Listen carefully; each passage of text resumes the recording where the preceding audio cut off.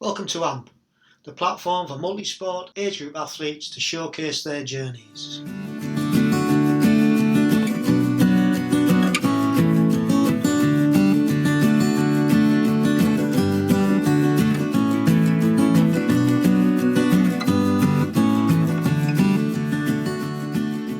Hiya, welcome to episode 4.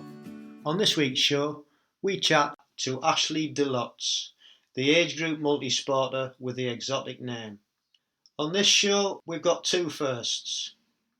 The first is that we have an off-road multisport athlete. The second first is that we have our first GB medalist. Ashley tells us how he switched from road multisport to the world of cyclocross mountain biking, cross triathlon and Xterra. And through that change, feeling liberated, he went on to win gold at the 2019 Cross Tri European Championships in Targu Mures. Ashley says the switch, he's never had so much fun on a bike and insists that everyone should give it a go. So without further ado, let's hear Ashley's journey into the world of cross multisport. So I shall start by saying welcome, Ashley, to AMP. Thank you very much for taking the time and coming on the show. So how are you doing in lockdown? Yeah, pretty good. Quite enjoyed it. As strange that sounds.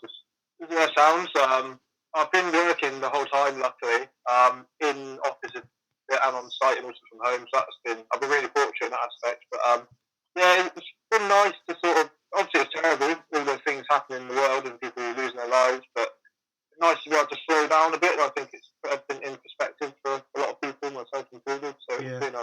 It's been nice. A bit of a challenge as well, if that sounds right. Yeah, challenging times indeed. First of all, your surname, that's a bit of a strange one. Where's that come from? It's a spicy one. There's my wife. I chose to change when we got married because mine was Hodgetts before, and it's a bit dull, really. There's a lot of them in the world if you put it into Google and things. So I thought, I fancy a change. We're not actually 100% sure where it came from. There's something to do with like people moving around in the war and things. Something to do with like Dutch and French. Okay. The origin. Yeah. Yeah. So. Yeah. Mystery. Good too. nice surname. All right. So tell me a little bit about your sort of like sporting background as growing up as a kid, and basically where you came from and where you are now. Because for the listeners and myself, we're not sure where you're located. In the UK, so just a little bit of a background on that. Okay, well, yeah, I'm just north of sunny Bristol at the moment, and grew up just south of Bristol, but I've been out and about a bit in between. I was like an average kid, never sporty, like overly. I was always outside having fun and things. Really, just like, being outdoors. Wasn't that big on team sports, played a bit of rugby and stuff. I always enjoyed racing, whether it was my mates on bikes or it was me and my brother spent a lot of time racing our bikes as kids. As I got older, like I raced remote control cars for a bit, which is pretty geeky, but then the first thing I did properly and committed to was mountain biking races. Okay. I grew up racing downhill mountain bikes, so no fitness, there is fitness involved, but not the same as triathlon. Did that for years, did it like nationally and stuff. Never great at like top 10, top 15 nationals. Probably more like top 15 most of the time. And yeah, did that for most of my teen years, and that was like the main sport I did. And gradually just lost the love of it a bit for some reason. Got big into surfing, even though I was based in Bristol, but managed to get to the beach and I was managing to just learn to drive, things like that. Yeah. And surfing sort of took over my life then for a number of years. Travelled around a lot teaching surfing and working as a lifeguard. And then finally ended up going to university in Plymouth and spending a lot more time surfing and whatnot and studying sport, which was really interesting. Did a sports science and coaching degree, just like personal training and things like that. And then, just fell out of love with surfing because it was too variable, I think. It was great when you were like young and a student and things because you had all the flexibility. Once you get a job and you have to wait for the conditions to be right and then you've got to wait to make sure you're not at work, and it's just trying to line up so many different things all the time. And then if you have a bad day, a bad run session, it's not too bad. You can go for another one tomorrow. But if the surf's pumping and you have a bad surf yourself, you're like, oh, that was a waste, wasn't it? And, so I gradually fell out of love with that. And also, I'd injured my Achilles tendon in 2009, something like that, and it like calcified at the base. Right. So I had to have surgery to correct that. And I was sort of packed up life in Plymouth after that and became an engineering apprentice. That's sort of really where triathlon started, I think. I did do one way back. A friend, for some reason, had to organise some kind of low-key triathlon. For some reason, like all of our mates, he did a great job of just organising the triathlon for all of us, which was good. And we did it in the local swimming pool and things, and had a little bike route we went out. And that was my first experience, and it was awesome. I don't know what inspired it, but really enjoyed that. And how old were you? How old were you then? I was 19, probably. Right. Like that. Okay.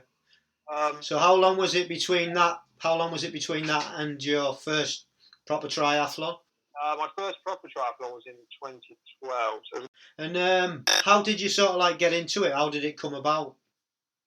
Well, about that same sort of time that I did the one with my friends, my dad got quite into it. And I was as well, but I had a few knee issues and things like that, so I didn't actually do one until 2012 when a friend of mine at uni was doing one, and she's a phenomenal athlete. Carla Haynes, she was a really good elite mountain bike racer and things. She was like, come along, my dad and I doing it, so I went and absolutely loved it. It was just a sprint race. It was good. It was tough. It was down in Cornwall. And, it was a pool swim and out and back bike, out and back run. But it was really good fun. Really enjoyed it. And something tweaked inside me. I trained a bit for it, but like quite casually, if that makes sense. I don't have a coach or anything like that. And then I can remember before my Achilles surgery and before I moved up to Bristol, me and my girlfriend, who's now my wife, were having like dinner in, I think it was Credo for some reason. And I really want to like focus and do something properly and train for it, sports-wise or hobby-wise. Like really, my work's fine, but like to have a hobby, even if it was like model trains, like go really hard at it. And she was like, yeah, fine, whatever, that sounds good. And then, it just so happens that 2 years later, that's what happened in triathlon. Because, I moved up to Bristol for this engineering apprenticeship, and I was cycling to and from where I live. Joined the running club just to meet some people, make friends. Thought it seemed like a good idea. And also started swimming at the pool because I missed surfing a bit and I quite enjoyed swimming. I've done a bit of swim training throughout to get fit for lifeguarding. I'd swum a bit, raced at uni. And 2013, after all my Achilles had healed, I could get back into training properly. And then 2014, I did my first Olympic distance. I did another sprint race that year as well, just self-coached. That was really fun. Really enjoyed it again, and it sort of planted a seed. I did all right in the sprint one, and not too bad in the Olympic as well. I thought if I really try and give this a proper nudge, maybe I can give it a twist. I sort of knew roughly about the age group thing. Ended up living in Scotland then in 2015 for quite a lot of it. Right. So I didn't do much triathlon that year for work. Was that? That was work. Was at the it? end of 20. Yeah, that was just work related, like a placement thing. Whereabouts in Scotland did you move to? The West Coast. Right. By Glasgow. Okay. Out there, nice. Great part of the world. I'd definitely go back. I would consider moving up there if I could. Right, there's a good try up there, Monifieth. He was a qualifier last year for Malmo, which is cancelled. But yeah, sorry. But it's a great triathlon if you ever fancy one up there. Really, really good. Okay, I'll have to check that out. It would be good to get back up that way. But just because I was up there sort of alone, and I joined the cycling club just to make friends and get out and explore and things. Spent all that summer really riding, which was nice. Then at the end of the year, I did another sprint and came second overall. And then decided to get a coach for the next year and try and do the whole age group thing in 2016. So how did you find out about the age group? Not entirely sure, to be honest.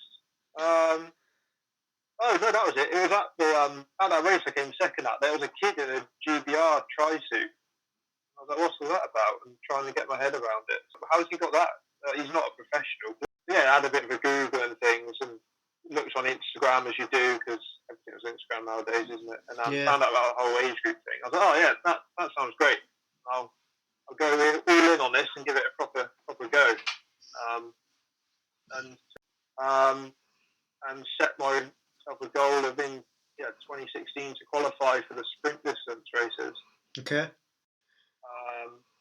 Nottingham was my first taste of a big race, if that makes sense. Yeah. Most of the others have been local stuff. That was an eye opener. I did. Was that your first open water really swim? Bad. No. I'd done Bristol Harbour in 2013 or 2014, whatever it was. And I spent loads of time. I was fine in open water. Yeah. But yeah, it's just had a terrible day out. I realised I really need to step my game up quite a lot. I think maybe we hadn't got the coaching quite right. Not the coaching, rather the periodisation, because a couple of weeks later I did another sprint race.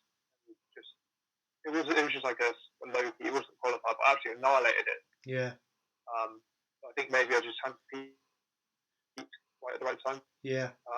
Then I raced at Chatsworth House a month or two later, whenever it was.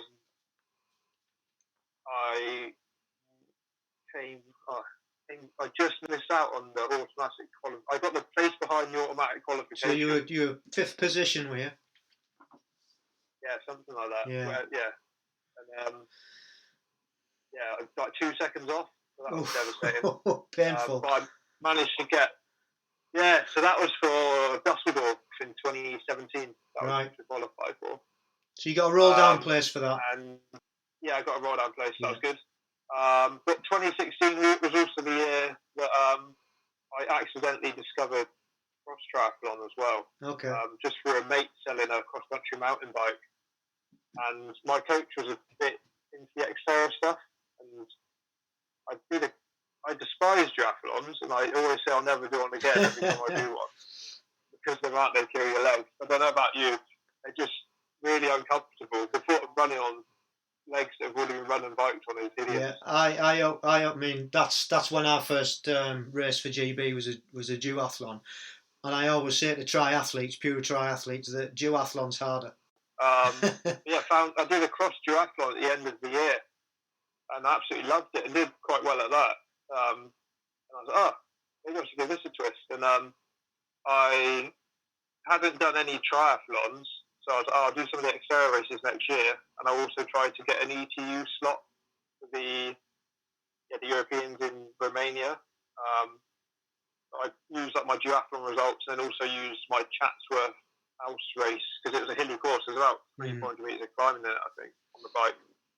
And the run was up and down a big hill. It was my evidence, and they gave me a slot, which was good. Yeah. For the ETU. So 2017 was a massive year. Xterra Cyprus at the start of that I had a year of just having a beating, really.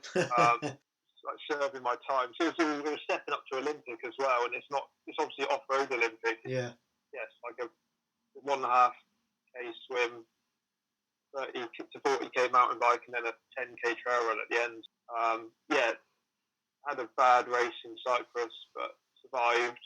Then went to Spain in May. Had quite a good race, but still got cramp and things. Whereabouts in Spain were you?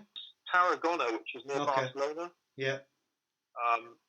That was a really nice trip, but it was quite good as well. So it sort of gave us all these random trips, like someone was saying on previous podcasts. We sort of had a bit of a holiday after, so 1 or 2 days, which was good to explore places. Then went on to Xterra Belgium, and I was just trying to survive. I wasn't actually racing all of these, which quite annoying. But I didn't want to be just making up the numbers, And then went to Dusseldorf for the sprint race on the road that I'd qualified for the ETU, my first GB race, and had a mixed experience of that, both on and off the track as it was. Right. What was it that you didn't enjoy about it? It's a very different atmosphere. it's all a bit not too serious because everyone's there to win and do the best they can, but people are like having like freaking out because they can't decide between 25 and 27 mil tyres or something like that. You know, like things that aren't really going to make a huge, just things like that. And I don't know, it was just a bit of a weird experience.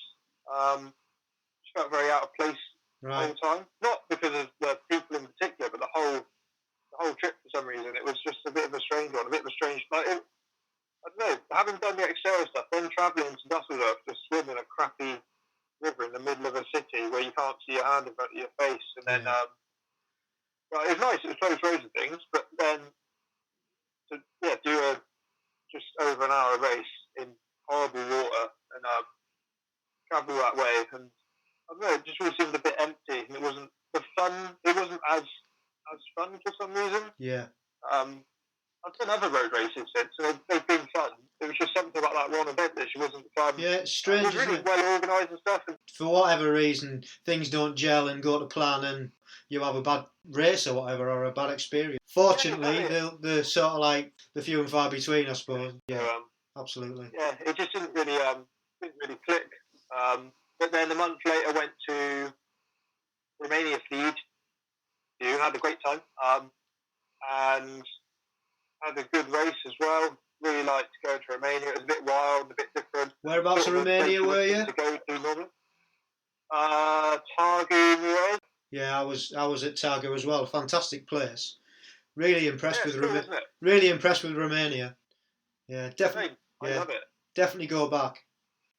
Yeah, can't recommend it. Anyone listening, go to Romania on holiday. It's brilliant. Yeah, and cheap. Yeah, and cheap. Yeah, cheap. Doesn't get better. Even better, yeah. Nice place and cheap. But that was, I went about 5th or something there, so I had quite a good race. I wasn't quite ready yet, you know, but it was still, I managed to race a bit. And then after that, I managed to go to Denmark, and in Cyprus and Denmark, I'd done well enough to get a Maui slot. Okay. Like the Ironman Kona equivalent for Xterra. And then we went on to Maui. Right. So it was, the fact that I'd done a bit better off-road and I was having more fun doing it as well. Even though I was really struggling, I was racing better and things. I decided to pursue that a bit more. Can you just for those and myself who are not sort of like into the off-roading, can you just explain how the qualifying sort of like procedure works? So it's a bit of a weird one because it's almost like skiing in the essence that the sport doesn't really exist properly in the UK. You've got to go to Europe or elsewhere to do it. Okay. There are a few races, but they're quite few and far between. To get evidence is quite hard. So normally you need to either do one of the handful of races that year for cross triathlon, or you need it to then back it up with a Xterra type race, travel overseas to go do one of those. And what does that entail, that race? It's just an Olympic distance for off-road, basically. Right. But is it a duathlon or triathlon? No, it's triathlon. Sorry, this is a few years ago when I first qualified, there was barely any UK races. So they were taking like that mismatch of evidence a lot more. Like a cross duathlon where you've done quite well, and then you've also done a road triathlon, done quite well. Then sort of like, you can get in. But then nowadays it's much more like you need to go do an Xterra race or one of the UK races and show confidence. So it's changed a little bit, but it's still definitely doable and things. Just obviously you need to be fit to do both, but it's much more like a time trial effort on the road. You have to hold you hold just below your threshold basically. It depends on distance you're racing, obviously. Whereas you're trying to smooth out that. You're holding threshold the entire time, but then you're doing efforts above it to get up over little climbing things. Yeah. And same for the run, and sprint out of corners and things like that on the bike and on the run. There's a different sort of fitness. I guess it's essentially like a cross-country mountain bike race. Like a cyclocross. All after a swim. Like cyclo, I get that. I get cyclocross. I watch all the cyclocross on Eurosport. Love it.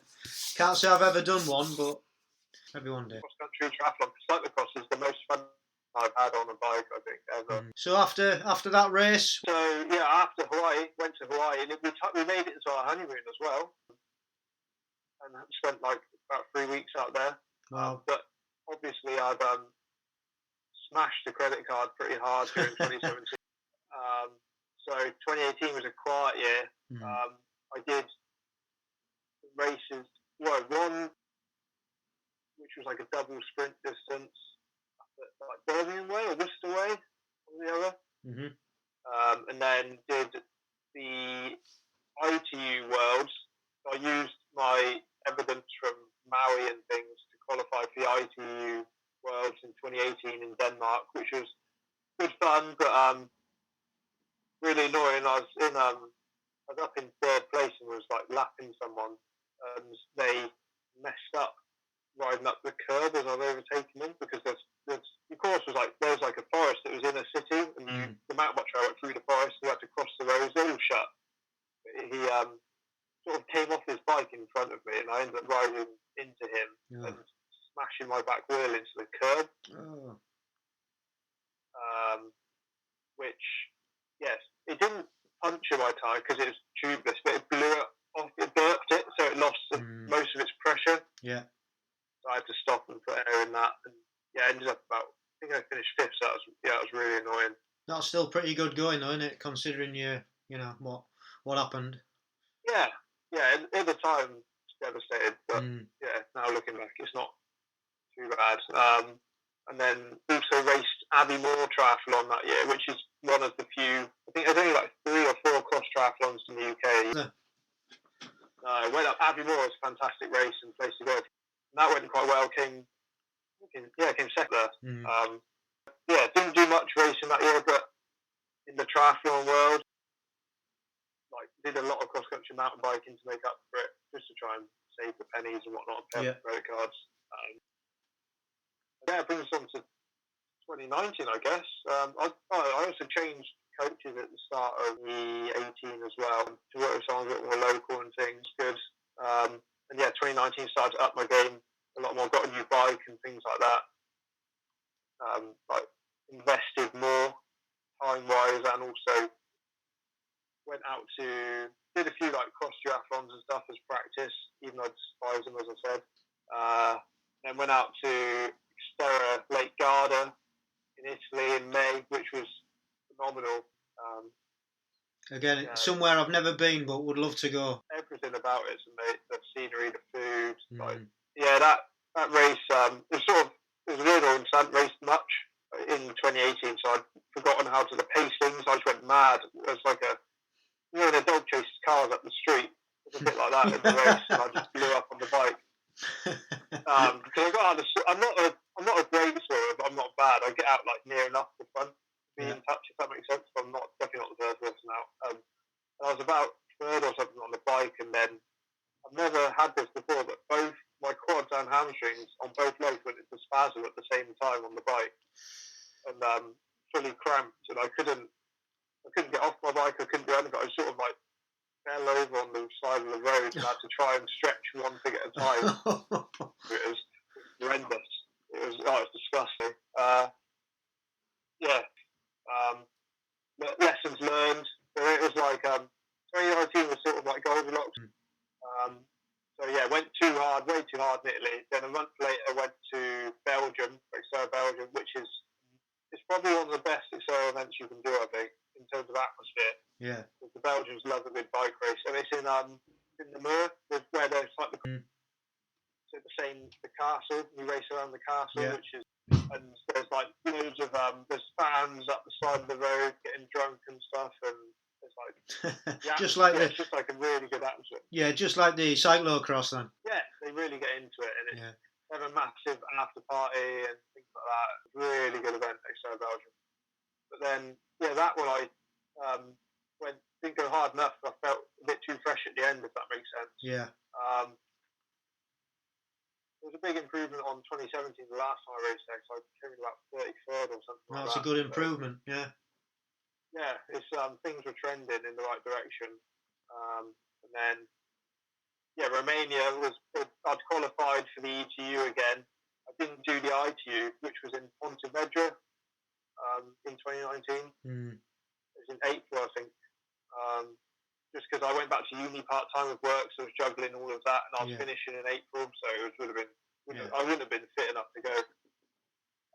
But yeah, went to ITU Romania, and that went really well. Won it. So so here you're the first medalist, let alone gold medalist that we've had on. So congratulations. Good.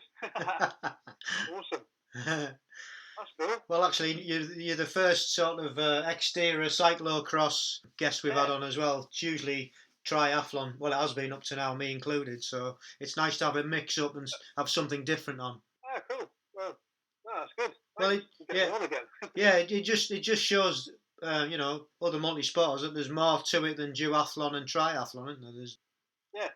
And that was 2019 really. I did the race in Romania, and then that was great. As always with a big event, that was just shrugged it off pretty quick. And then the standard thing, when you build up and get so fit, and then it's almost like the emotional release as well, isn't it? Yeah. It's like if you've been really busy at work, and then the mountain bike national champs, that something didn't feel quite right with my hamstring, and then a week after that, doing some efforts, I tore my hamstring quite badly. That was the end of 2019. Right. I was meant to go out to Luxembourg, to do Xterra Luxembourg in September, and managed to get fit for a cross duathlon in December, where I tweaked my hamstring again, but it was still great fun and got out in the mud, which was nice. But, excellent. And that sort of brings us up to where we are now. I had big plans for this year because in Romania I would have finished quite right in the elite field, and I was about 2 or 3 places off of meeting the elite criteria. Right. The goal with this year is to try and step up again. Yeah. And I finished uni and things as well, part-time with work. So I was back at work full-time, which is a lot easier. So the plan was to maybe give it a good nudge, try and get back to Maui to try and win age group overall and try and maybe get an elite ticket for 2021. But I had Xterra Greece in April lined up, and I was meant to go out to race Xterra Oak Mountain in Alabama this year, but both of those have been canned. Greece has been moved to October, but we'll see what happens with that. Yeah, that's it. You can't plan anything at the moment, can we? It's just we've got to see what happens. And currently, I've qualified for the ITU in September in the Netherlands, but who knows if that will be on as well. Well, if it is, I'll see you there. It's been a strange one, but I've also, luckily, everything's been cancelled because I've had a few weird health things, just like a bit of a metatarsal injury in my foot, and I had a random. I just fainted one day randomly, so they wanted to look at my heart and things, which was a bit funny for a couple of weeks, but it's all fine, so that's all good. So it's been a bit of a strange one. So I've been glad that there's not been any races to worry about to a degree, but loving doing all the base miles and getting everything on, having fun, I guess, at the end of the day. That's what it's all about, isn't it? So. I think you're dead right. Just at the moment, just having fun, and it's probably your body's way of telling you that you've got nothing coming up, so just take the time out as much as you can, as much as we can. And so you've touched a little bit on your coaching. You've been coached, it sounds like, for quite some time. How does your structure, your routine, how has it changed from the beginning to sort of now? You mentioned periodization, but how has it changed from sort of when you started to changing coaches to actually now? What's the difference in it all? Because I did my sports science and everything. It was coaching other people and training them. Yeah. So it took me a while to find a coach because I wanted someone that I could trust and wouldn't be set into guessing and think, I know better than that. It's almost like if you're a car mechanic, you don't give your car to certain people to fix, don't you? Yeah. So I found my first coach through a friend, which was good, and he was great. He really it's changed from me doing it myself to getting someone else, is that you have that, not the accountability, because with adults are very different to kids. Like, if you coaching kids and you turn your back at football practice, then they will run off, and having a fight. But if you turn your back on adults at like a run practice, they will run an extra mile more than they're meant to, Yeah. So it's having that external person to rein you in, and also to address your weaknesses. Otherwise, because if you're a strong biker, you'll spend more time biking, you'll play to your strengths, you'll set the exercise you enjoy the most, whereas your coach will put things in perspective a lot more and identify strengths and weaknesses and give you that objectivity.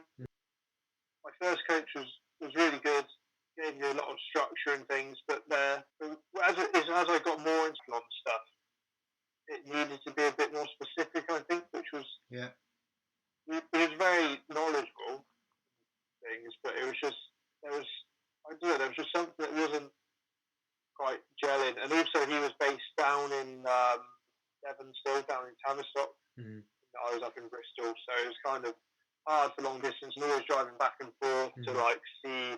So I decided to change to a coach more locally. He's won Xterra Worlds before, and also Ollie Beckinsale, the Olympic mountain bike racer. So there's more got that skill on things. Yeah.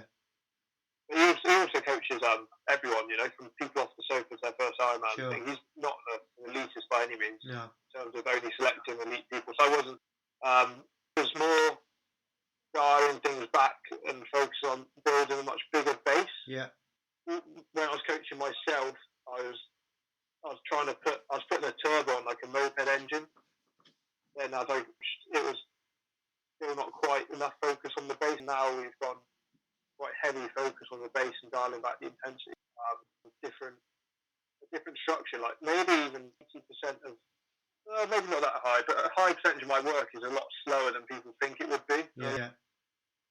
Because speed kills at the end of the day, doesn't it? Absolutely. And I also race a lot more now, if that makes sense. To try and it was like not so much racing, it was just the Xterra events and the big ones, Yeah. Whereas nowadays it would be, we still build up to the big ones, but you have more preparatory races, and then also, because your peak isn't just one day, might as well race the weekend after as well. If you build up to it, if it's just like a local race, you'll go out and you'll probably still be riding that form. So those are the biggest changes I think I've observed over the years, as it were. Interesting.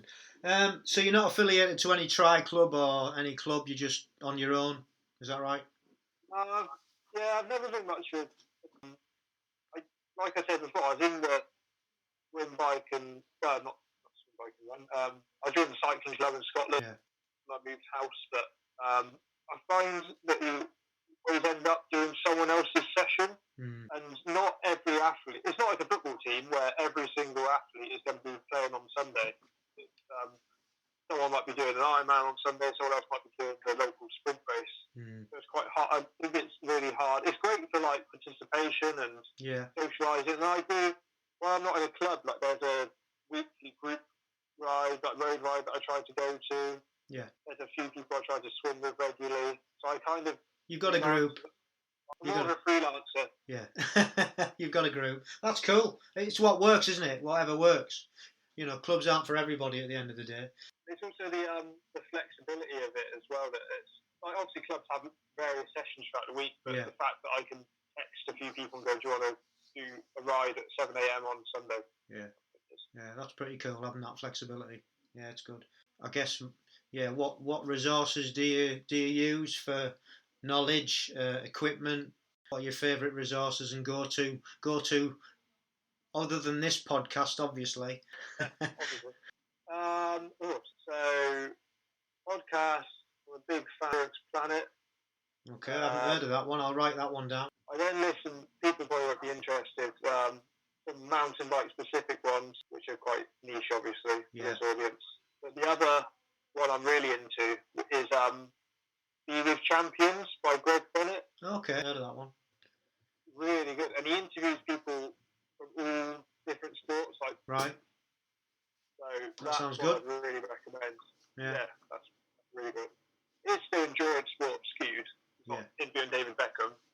Yeah. Try to, like, I've got my triathlon coach, but then sports massage, like physiotherapist type person, you know, just talk to as many people as possible, and also other athletes that you meet along the way. Yeah. Like, maybe I painted that Dusseldorf pictures all doom and gloom, but like all the rest of my triathlon journey, made like friends, and things like that. So talk to fellow people, and like the age group thing, there's always groups within a group, isn't there? Yeah. So you get close to 2 or 3 people in particular, and you stay in touch after racing via WhatsApp and things, or like Instagram as well. Yeah. Because you can see so many people, because they'll tag the location, work out that someone met, and then you can come and chat, and it's getting that wide perspective of everyone, I think, and then you can just filter out the bits you don't like and things like that, and keep bits. And it's also looking out into other sports. So like I ride my mountain bike with a lot of mountain bike racers, both marathon and like just Olympic distance, and they're great to chat to. So it is all training at the end of the day. It doesn't matter if you do a swim, bike, run, or just biking. The way you stack it up. You've got the same goal to win a race at the end of the day, haven't you? So that's it. I think it's just taking an eclectic approach and just being a sponge, really. Knowing when to say no to things, resource, whether it's something you're reading online or whether it's like an invite to go to a free coach that you think is, or maybe question it a bit, and then just saying yes as much as you can to everything else and throwing yourself into things. Do you follow the GB Age Group News on Instagram? Yes. Yeah. Yes, I do. Yeah. Cool. Yeah, that's a good one to like just. So it's good to know how everyone's doing, and then also it's a resource to chat to people on and things, isn't it? That's one of the other cool things about the Excel. It feels like the touch more accessible, if that makes sense. I guess because it's a smaller franchise than Ironman and things. Yeah.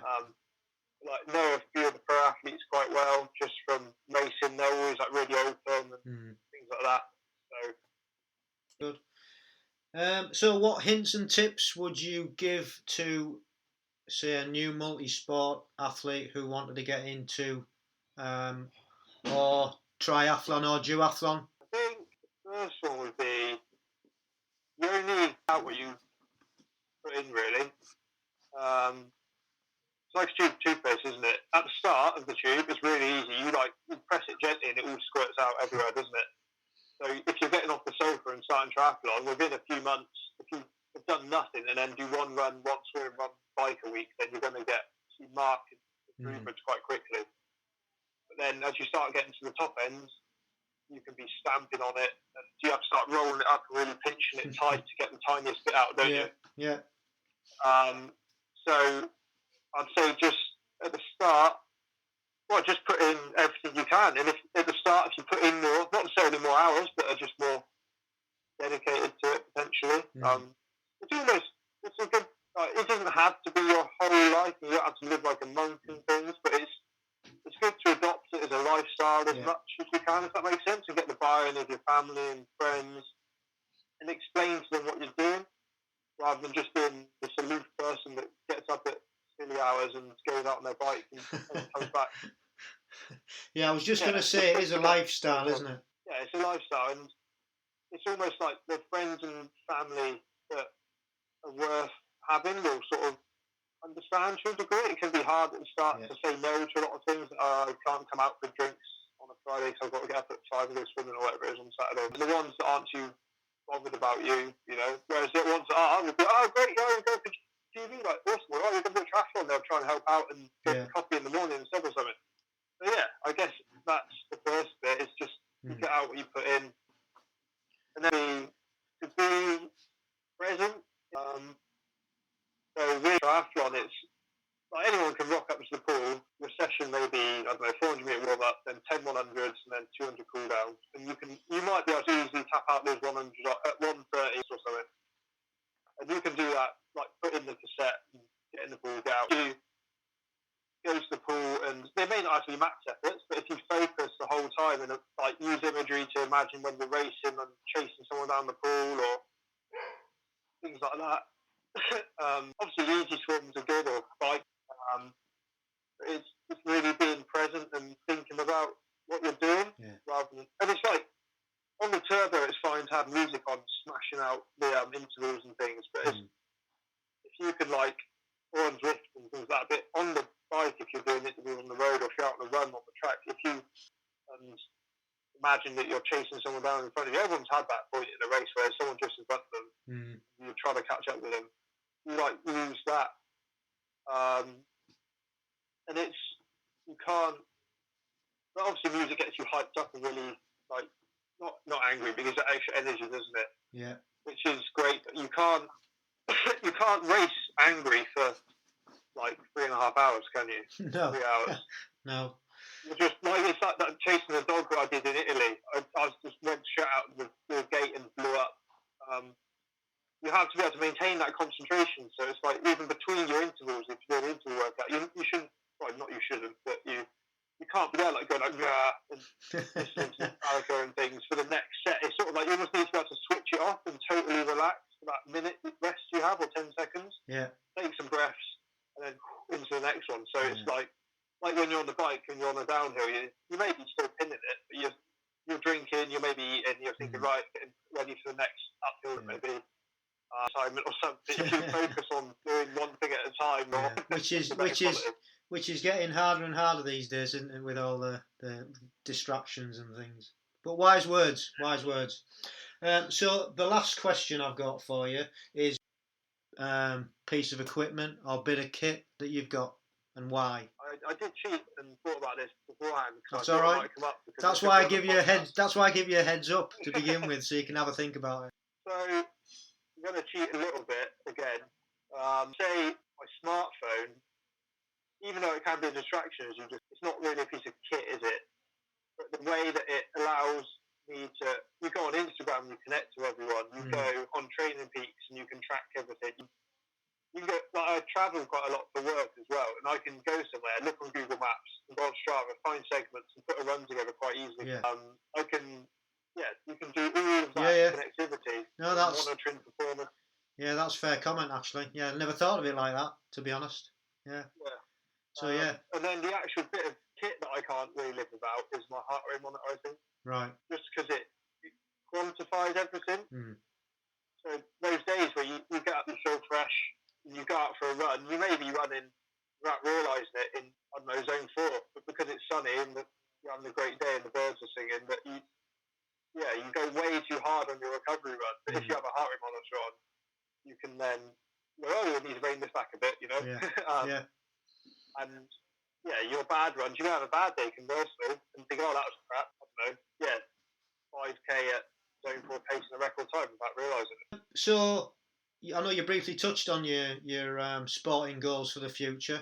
Is it trying to go for the elite? Yeah, I think so. I mean, I'm no spring chicken. I'm 31, getting on 32 this year. Yeah. So, but I think triathlon's always brilliant sports where you don't really come into. I did lack a bit of endurance from not doing it as a kid. Yeah.